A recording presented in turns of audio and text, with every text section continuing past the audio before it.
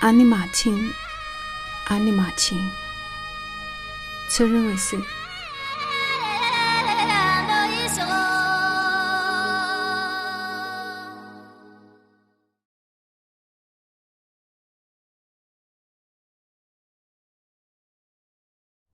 ？20，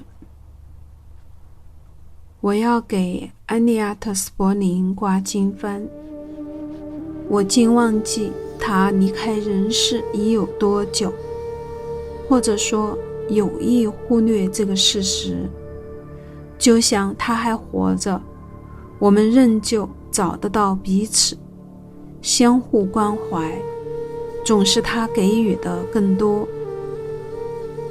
一只鹰鹫从积雪的山顶飞来，没有任何之处比这里更适宜。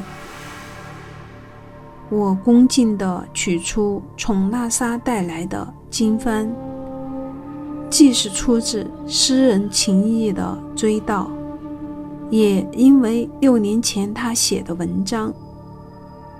要尽一切努力，将那些被杀害的人看作鲜活的生命，而不仅仅是统计数据，否则我们就是任由大屠杀的凶手改变我们的人性。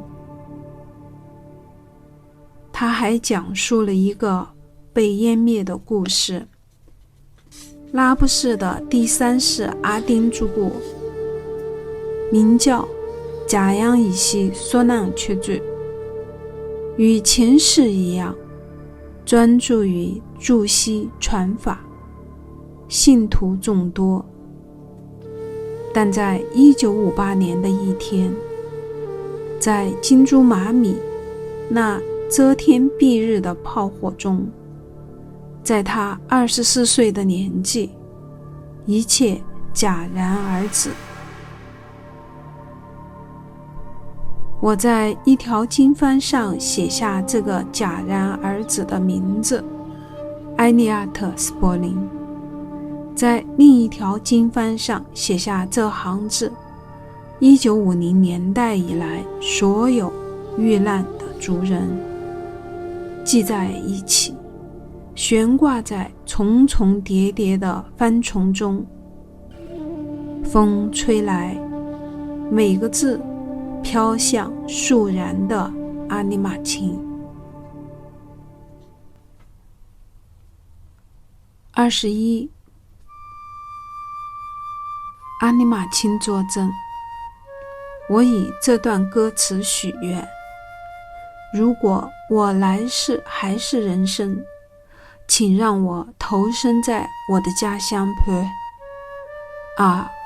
我要取下皮帽，向你磕3个长头。22，年轻的果果说，雪线在退，一直往上退，原本是抗日，但以后到了我孩子的孩子那时候，会不会变成扎日？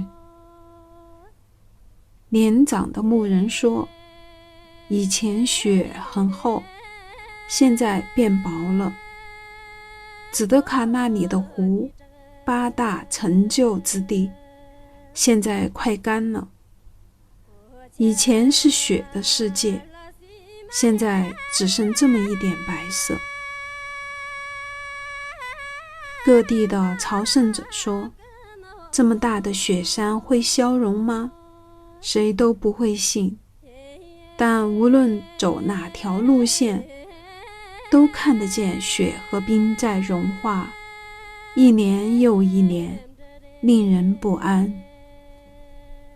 我说，以后提起马钦港日，会不会改成马钦扎日？人人念诵的那句祷词，抗日日为可谓新抗颂，改成扎日日为可谓新抗颂。